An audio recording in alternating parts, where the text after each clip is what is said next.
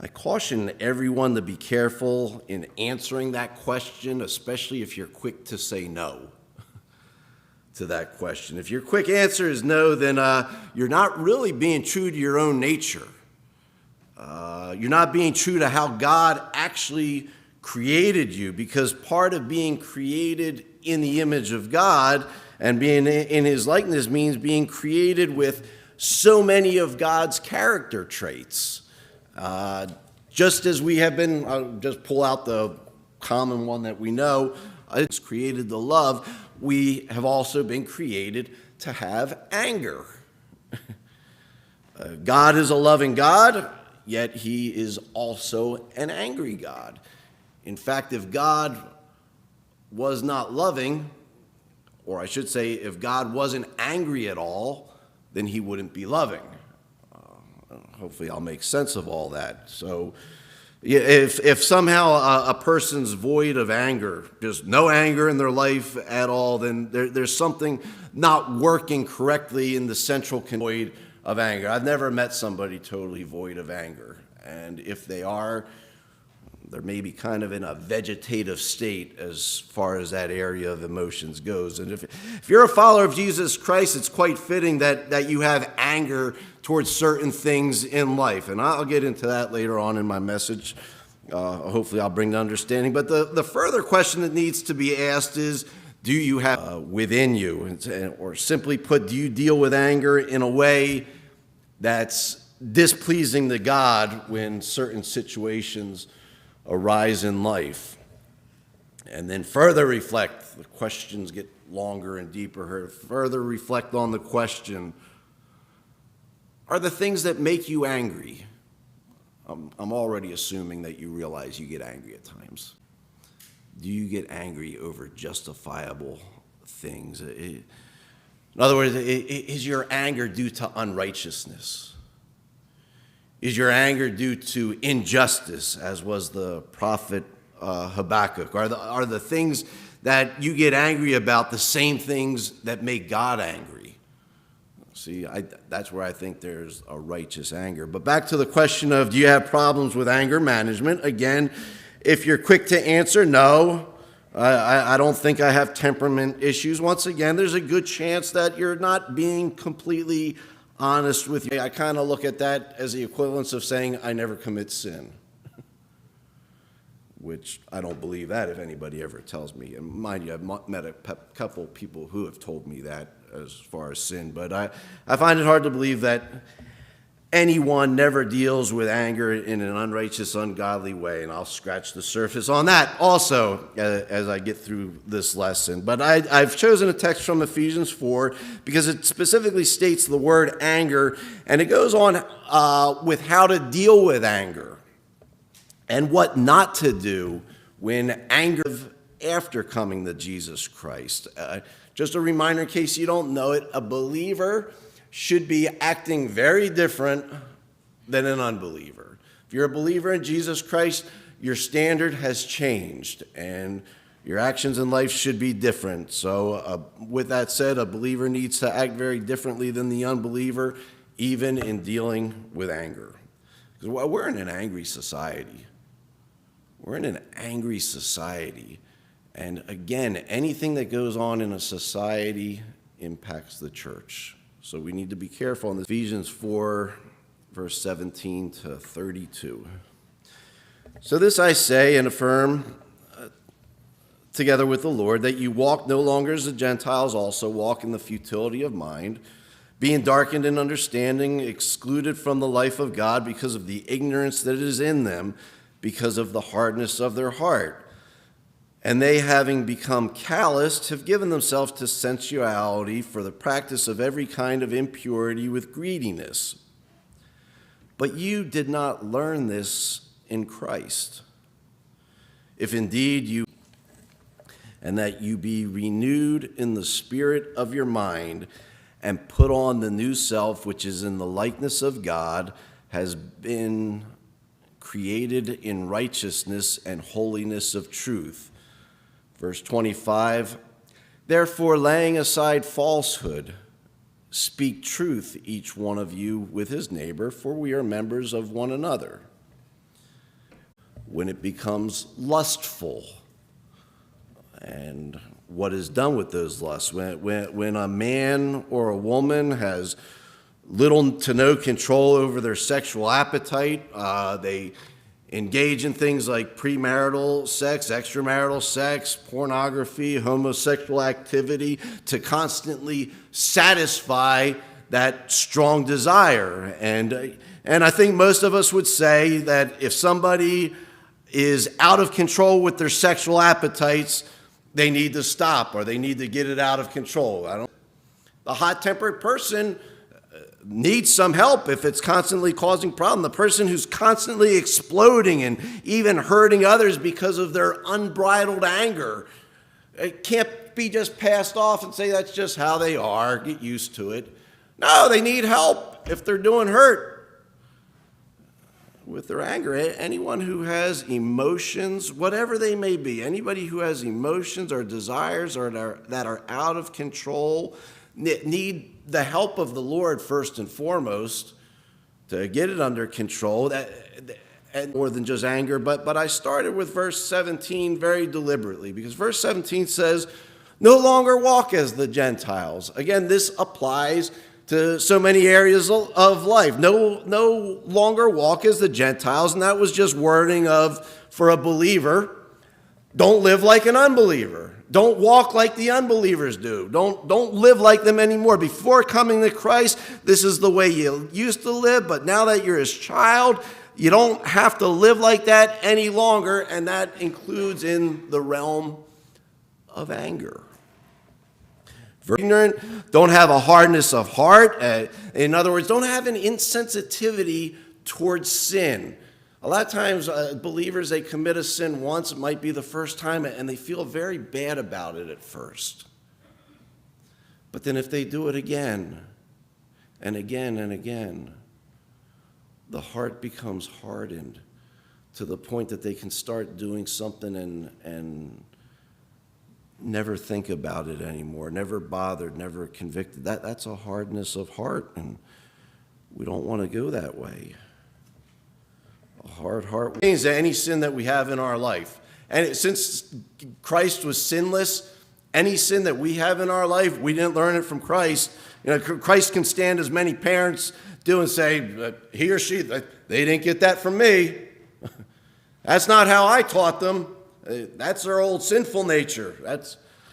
I taught them better than this. If you've learned of Jesus Christ, you've been taught better than the way that a lot of the world lives. Verse 22 talks about your old manner of life. I like to call it the BC period.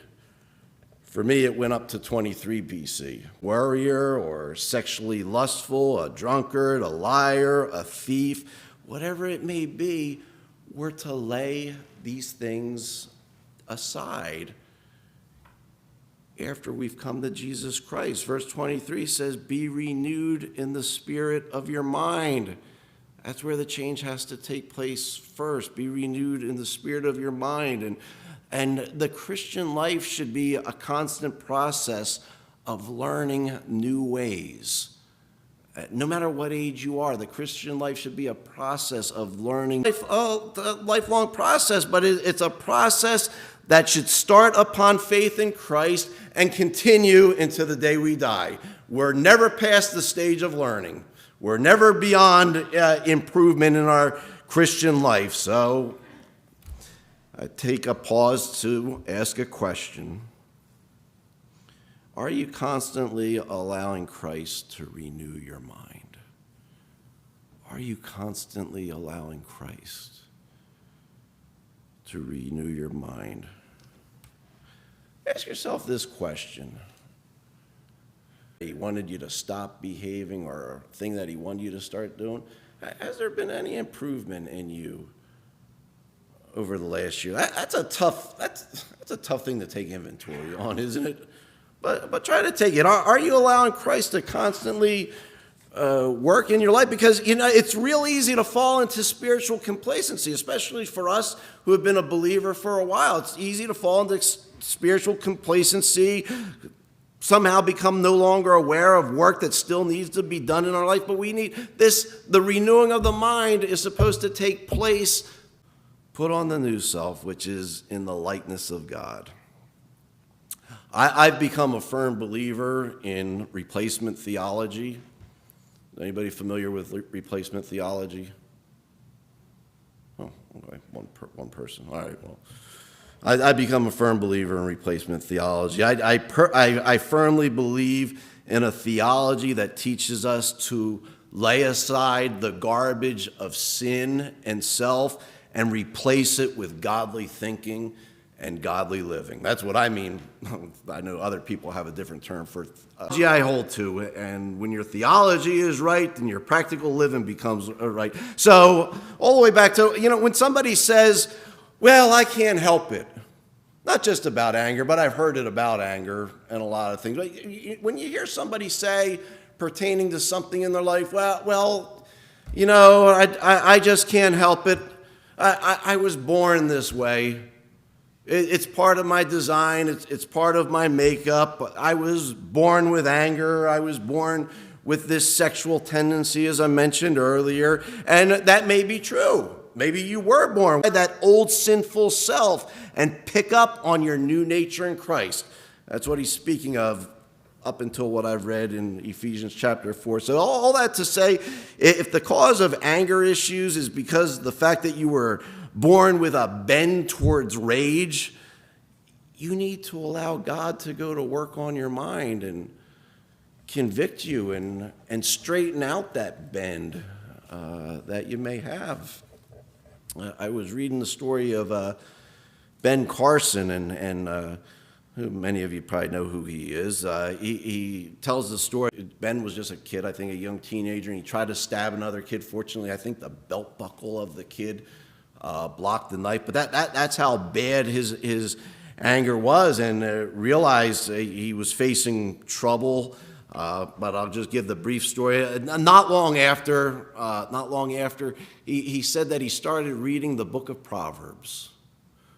He started reading the book of Proverbs regularly, and he claimed that after he started reading the book of Proverbs, all of that rage just left him, and he never dealt with problems. Now, whether you like Ben Carson or whether or not you agree with him, one thing that you can't deny, he's one of the most even-tempered people that I've ever seen as far as public officials. Well-mannered. God changed that bend that he had towards violence, and he bent him in a right way to the well-mannered, polite, good disposition man that he is today. A survey was taken amongst Christian counselors. Christian counselors were given anger. 50% of the people that come to Christian counselors have issues in dealing with anger. That tells us that it's a genuinely big problem amongst Christians, isn't it? 50%. And again, it's a problem that needs to be recognized and dealt with when it gets out of control. So, as I said, there's healthy forms of anger. Again, I'll hold by the fact that I believe God created us to have anger. There's healthy forms of anger. There's righteous anger. And I thought about a few biblical incidences of righteous indignation in the Bible. I actually have to limit myself because there's a lot of cases where people had righteous indignation in the Bible. Genesis 31. Jacob became angry with his father-in-law Laban. And if you know the account, this was 20 years of frustration, 20 years of being deceived by Laban, being taken advantage of, being mistreated by him in ways. In verse 36 of chapter 21, finally says Jacob. In fact, it's a major cause of anger issues within people because they have pent-up anger. In some cases, perhaps people have childhood hurt or trauma that took place. Someone that's been wronged for many years and it was beyond their control. And then later on, it causes them to have a lot of anger as they grow older. When some kind of counseling, and maybe I'll cover that even a little bit more in messages to come. Other incidences of righteous indignation that we find in the Bible, when Moses came down from the mountain. Moses came down from the mountain, and they're having this drunken orgy, idolatrous worship gathering that was taking place. Moses flipped out. I get tired of the cliche that Moses had a bad temper. Some of us have probably heard that. Moses had a bad temper, or Moses had anger issues. All you have to do is thoroughly reread, unless we just don't care about the things that bitterness towards God, bitterness towards his brother, and boom, he killed his brother. See the consequences of anger? That's one of the extreme ones. Later on in Genesis, Joseph's brothers were jealous towards Joseph. What they do, they consume just as anger will do. Now, in that case, in the case of Joseph, God healed the consequences of all that anger. But think about it, it wasn't a pleasant process. Think of all that Joseph went through. Think of all that Jacob, his father, went through in the process. Think of even the things that his brothers went through in the process of it all because they had this jealousy, this hatred, and they acted out in their anger. In Exodus, Pharaoh flipped his lid because he lost control